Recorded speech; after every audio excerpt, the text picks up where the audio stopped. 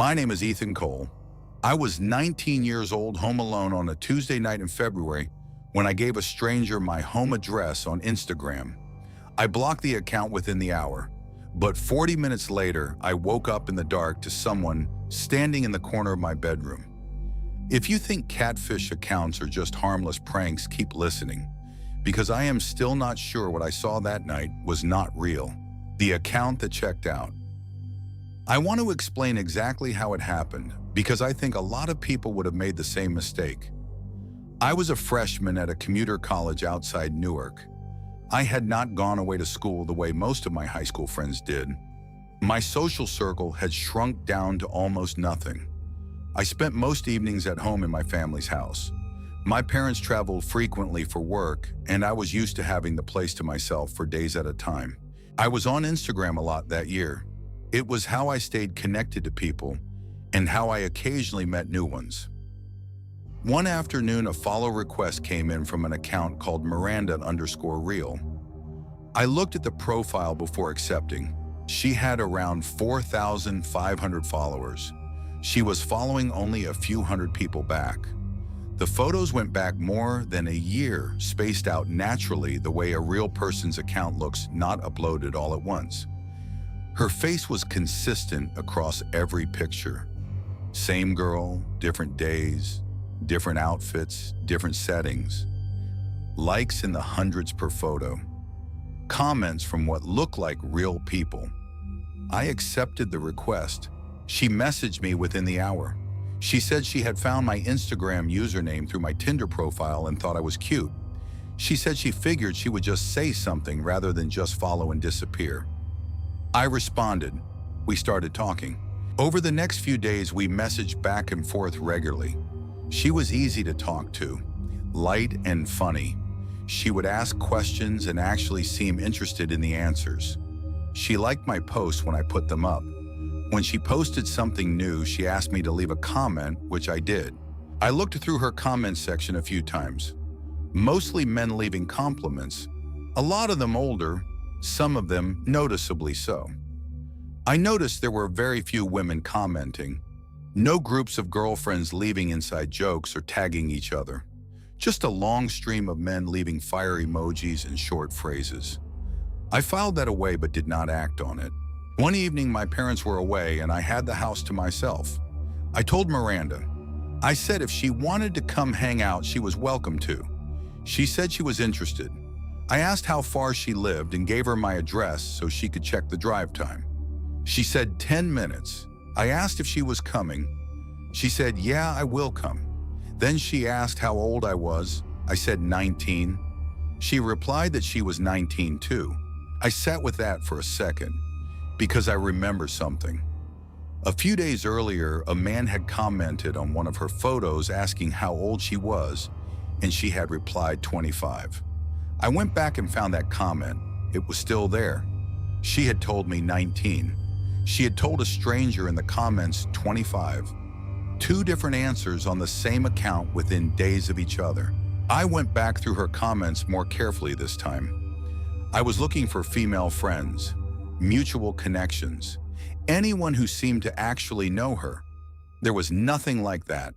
Every single comment was from a man. No girls tagging her in anything.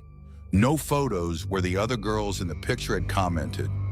The girls in her group photos were not tagged and had not interacted with the posts at all. My stomach dropped. I blocked the account. Within 10 minutes, my phone started buzzing.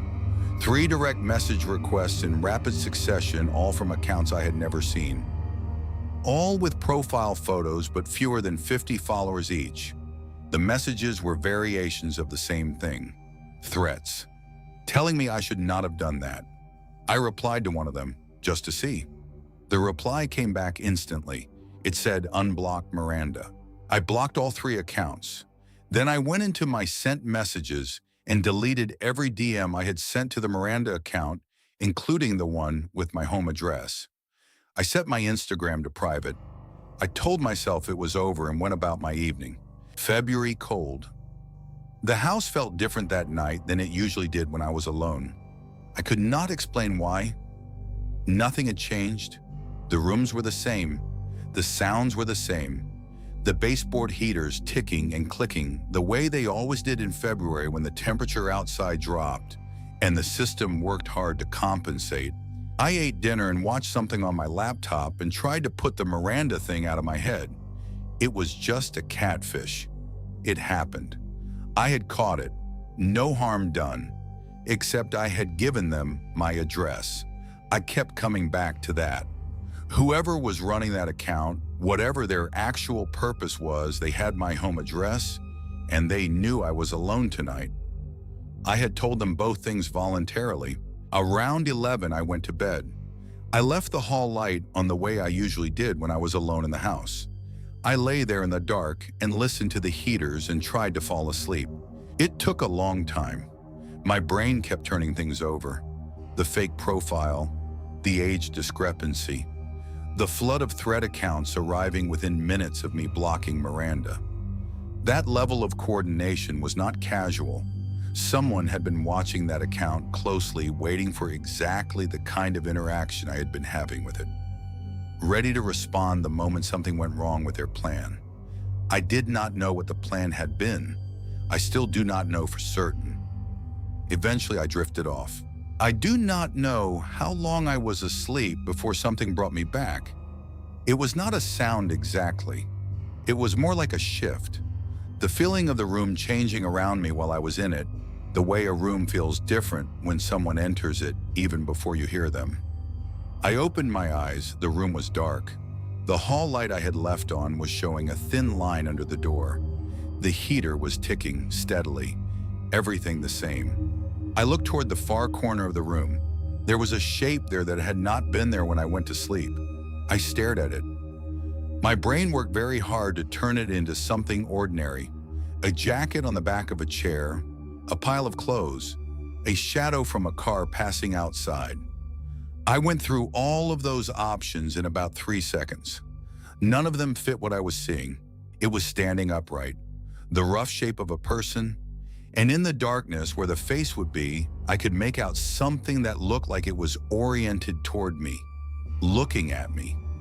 I do not know if I screamed. I do not remember making a sound. What I remember is being outside the house.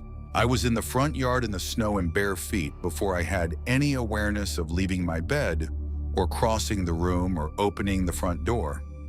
My feet were already going numb from the cold. The neighbor's porch light was on across the street, and I went straight for it, rang the bell repeatedly until the light came on inside, and a woman opened the door. I told her there was someone in my house. She let me in and called 911 while I stood in her entry hall shaking. The Search 2 officers arrived within 6 minutes. I watched them from the neighbor's front window as they swept flashlights across the exterior of my house before going inside. They were in there for about 12 minutes. They came back out and crossed the street to tell me what they had found. Nothing. The house was empty. Back door locked, side door locked, windows locked throughout most of the house. The one exception was a window at the rear of the property that had not been latched properly. Too small for an adult to easily pass through, but not impossible. One of the officers sat with me and talked me through what I had experienced. He mentioned something I had not heard before. He said that in the moments immediately after waking from deep sleep, some people can experience a brief visual hallucination, the brain misfiring as it crosses from one state to another. He said it was more common than people realized and that it could be extremely vivid and convincing. I told him about the Miranda account, about the threats, about my address. He listened carefully. He said based on what I had described, the account was likely running some kind of manipulation scheme, possibly to get personal information or to facilitate a physical meeting under false pretenses. He said blocking them and deleting the messages was the right call. He recommended I file a report in the morning in case anything further developed. I slept on the neighbor's couch that night. She was a retired woman who had known my family for years, and she did not ask too many questions. She just made me tea and showed me where the blankets were. In the morning, I went back to my house in daylight, and it looked exactly as it always had. I checked the corner of my bedroom, a chair with a dark hoodie draped over the back, the shape my half-asleep brain had processed as a standing figure. I have gone back and forth about this for a long time. Some nights I believe completely that it was a hallucination and the hoodie on the chair. Other nights I think about the unlocked window and the Miranda account and the fact that the threats came so fast and so coordinated, and I am less certain. The Miranda account disappeared from Instagram a few months after that night, either deleted by the person running it or taken down by the platform. I never found out who was behind it or what they had actually intended. The page called Perfect. The second thing I want to tell you about happened to a friend of mine. Her name is Alicia, and she gave me permission to share this because she wants other people to understand what was happening. Alicia was 20 years old at the time. She was in her second year of community college.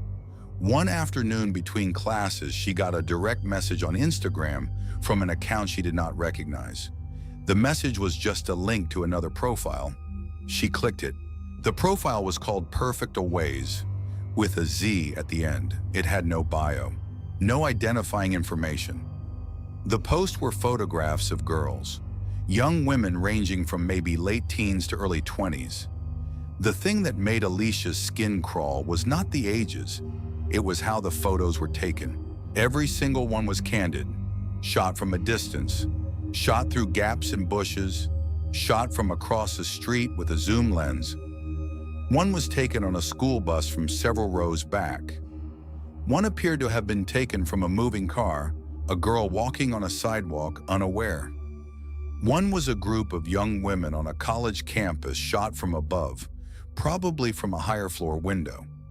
None of the subjects appeared to know they were being photographed. The comments were not what Alicia expected. She had braced herself for something obviously disturbing. Instead, the comments were neutral. Phrases like, "keep up the good work" and "nice work." And then there were comments that were just numbers. 500, 200, 80, posted by accounts with no profile photos and no followers. Alicia reported the account and sent the link to Alicia. Then she went to class.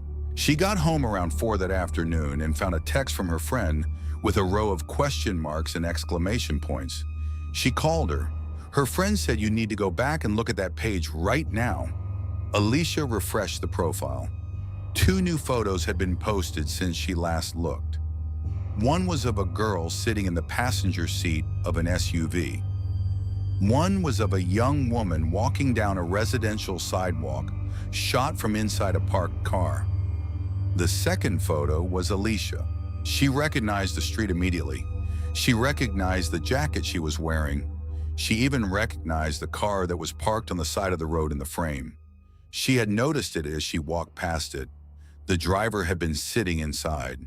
She had glanced at it for a second and thought nothing of it. The comments under her photo were the same as the others. "Keep it up," "nice," and then a number, 300. Alicia locked herself in her room. She was home alone. She called her friend back, and they stayed on the phone together while Alicia reported the account to Instagram and then called the police. An officer came to the house and took a report. He photographed the page on Alicia's screen and noted the account name and the specifics of the photo. 2 hours later, the account was gone. Not just made private, gone entirely. The link returned to nothing. Alicia and the officer both believed the numbers in the comments were prices. What was being sold and to whom she does not know and does not want to know. The account was never identified. The person in the parked car was never found. Alicia does not post on public social media anymore. Not a single thing. She told me the part that stays with her is not the photograph of herself. It is scrolling through that page and realizing that every girl on it had no idea she was there. Sam with a number. The third story I want to tell you is my own, and it is the one that still makes me check over my shoulder on public transit every single day. I was 21. I had a public Instagram with around 200 posts, nothing special. I documented regular life, photos with friends, food occasional selfies. I also posted to my story fairly regularly, little clips and snapshots throughout the day. One thing I did without thinking about it was post story content from my commute. A shot of the subway platform with music in the background, a clip of the bus arriving. The kind of thing you post because it fills a gap in the day and it does not seem like a big deal. It seemed like a very big deal later. One day I checked who had viewed my story and went through the list. Most were people I knew. Then one account stopped me. The profile photo was a selfie taken at an awkward close angle. A middle-aged man, pale bald, dark-tinted glasses, a ripped white t-shirt. The kind of photo that looks like someone handed a phone to a person who had never taken a selfie before and told them to figure it out. He had watched every single one of my stories going back at least a week. The username was Sam, followed by a long random string of numbers. I looked at his profile. One post, the same selfie as the profile picture. 5 followers, following roughly 400 accounts. I scrolled through who he was following. Nearly all of them were young women and teenage girls, with a few celebrity accounts scattered through. I felt uncomfortable. I did not block him right away. I told myself he was probably harmless. I told myself a lot of things. That night around 2 in the morning, I got 3 notifications in quick succession. He had requested to message me. He had followed my account. He had liked 12 of my posts in the span of about 90 seconds. I opened the message. It said, "Hey," with a smiley face. I blocked him without responding. I went to sleep and did not think about it much more. The platform. The next morning, I got off at the subway stop nearest to my job and walked down to the bench in the middle of the platform to adjust my backpack before heading up the stairs. The platform was busy. Morning commute, the usual crowd, everyone half awake and staring at phones. I felt it before I saw it. The specific sensation of being watched. Not the general ambient awareness of being in a crowd. Something more pointed than that. Something with a direction. I looked up. He was standing about 20 feet away on the platform. The same bald head. The same dark glasses. The same pale face I had seen in that profile photo. He was not on his phone. He was not looking at the departure board. He was looking directly at me. His expression was not neutral. His mouth was pulled down at the corners in something between anger and displeasure. The expression of someone who had expected a different outcome and was unhappy with the one they got. When our eyes met, he did not look away. I stood up from the bench and turned toward the stairs. I walked quickly. I could hear footsteps behind me almost immediately. Not running, just walking, but keeping pace. I moved faster. I wove through the crowd, cutting around a group of commuters standing near a column. I glanced back. He was closer than he had been. He was not trying to be casual about it. He was just walking toward me at a pace that would close the gap within about 30 seconds if I stopped moving. I was near the stairs when I nearly ran into a woman coming down. She was in her 40s, professional looking, and she caught my arm to steady both of us. I do not know exactly what my face looked like in that moment, but she registered something immediately. I told her as clearly as I could manage that man behind me has been following me. She looked past me and found him at the bottom of the stairs. He had stopped when I stopped. Just standing there on the platform looking up at us. She raised her voice, loud enough for people around to turn and look. She told him directly to stop following me or she would call the police. Everything on that staircase went still for a second. He froze. People stopped and turned. A man in a suit looked over. A woman with a stroller moved to the side and watched. The collective attention of a dozen people landing on one spot. He turned around and got on the next train without a word. The woman walked me up to street level and stayed with me until I reached the entrance of my building. I thanked her. I hugged her. I barely knew what to say to her. On the walk up, I thought about how he had found me. I thought about every story I had posted in the last month. Every clip of every platform, every shot that included a specific station name or a neighborhood landmark. I had given him a route, a schedule, a map of exactly where I would be and when. And I reported the incident to transit police that afternoon and gave them the screenshot I had taken of his face at the bottom of the stairs. They took the report and said they would pass it along to the officer assigned to the line. I do not know if anything came of it. I changed my Instagram to private that same day. I went back through every story I had ever posted and removed anything that showed a specific location or transit stop. I turned off location services on every app. I still take the same commute. I do not have a choice. But I sit differently now. I keep my back to the wall when I can. I watch the platform when I arrive. And sometimes when I look up, I am still checking for a pale bald man with dark glasses and a smiley face text he never got a reply to. The phone that came home. The last story is mine also. It happened more recently than the others, and it is the one I have had the hardest time sleeping after. I lost my phone. It was an older model and I had been meaning to upgrade anyway.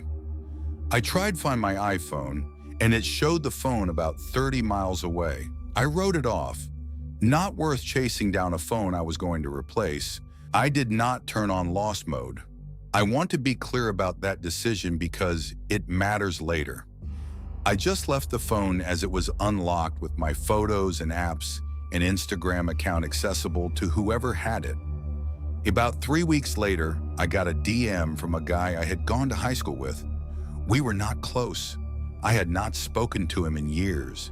He said he wanted to give me a heads up about something. He said someone was using my photos to run a fake Instagram account. He sent me the link. I opened it and felt the specific cold of seeing your own face on an account you did not create. The profile used a different name, but every photo was of me. Not photos I had posted publicly. Photos from my camera roll on my lost phone. Pictures I had never uploaded anywhere. Candid shots from my apartment from days out with friends from evenings at home. Private photos that had never been intended for anyone else to see. Whoever found my phone had either guessed the passcode or bypassed it. They had gone through my camera roll and selected specific images. They had built a profile around those images and started following people with it. There was a story posted to the account. I tapped on it. It was a boomerang, a short looping video that panned from the front of a house to a car parked in the driveway and back again, repeating, "The house was mine. The car was my roommate Corey's." The story had been posted 2 hours ago. I sat with that for a moment and tried to think clearly. Whoever had made this account knew where I lived. They had been to my house recently enough to film it, and they were actively using the account posting stories, which meant they still had the phone powered on and connected. I went in to find my iPhone. The phone was on my property, within the boundaries of my address. I ran downstairs. Corey was already at the back door watching his dog. The husky was in the yard barking at something in the dark beyond the fence line. Not his usual bark, something lower and more sustained. The kind of bark that means something specific is out there, and it is not moving away. I told Corey in about 15 words what was happening. He opened the back door and we went out together to get the dog.